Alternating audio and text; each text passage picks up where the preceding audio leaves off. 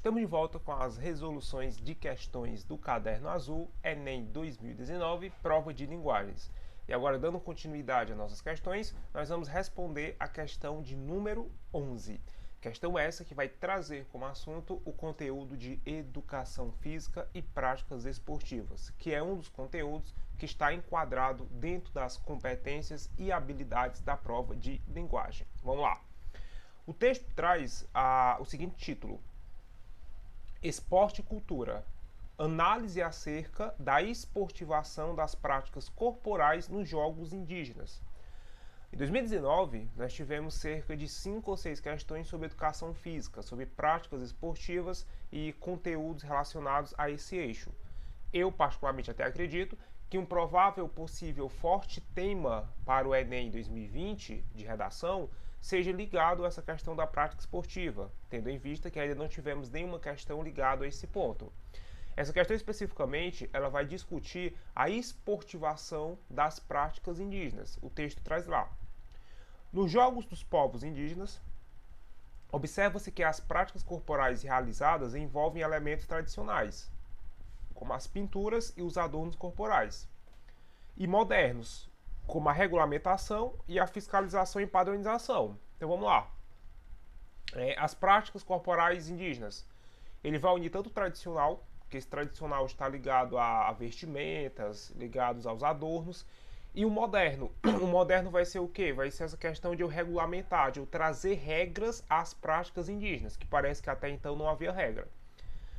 O arco e flecha e a lança, por exemplo, são instrumentos tradicionalmente utilizados para caça e defesa da comunidade na aldeia.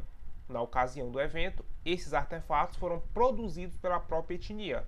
Porém, sua estruturação como modalidade esportiva promoveu uma semelhança entre as técnicas apresentadas com o sentido único de competição. O que o texto crítico aborda?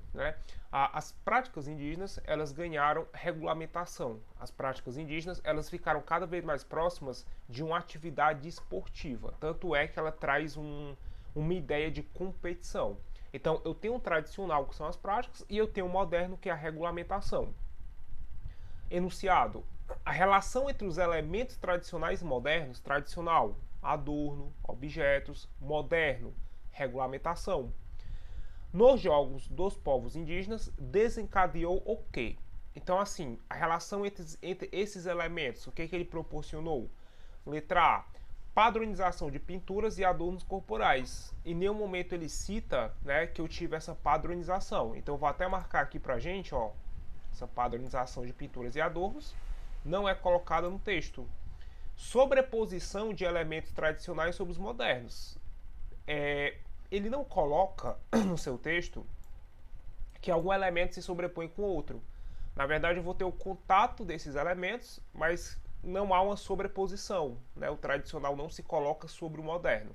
As técnicas, aliás, os adornos, as práticas, elas não estão acima das regras. Isso não acontece.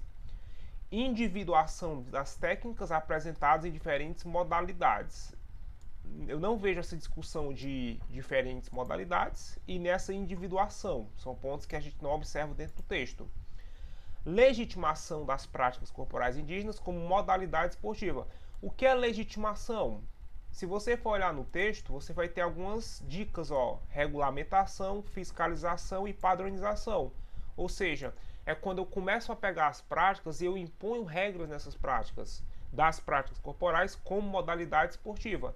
Até que no final ele coloca, ó, promover uma semelhança entre as técnicas com o sentido único de competição. O que o título nos diz? Esporte e cultura, análise da esportivação das práticas corporais. Ou seja, resposta letra D. Letra E, preservação dos significados próprios das práticas corporais. Não é isso que resulta do moderno com o tradicional.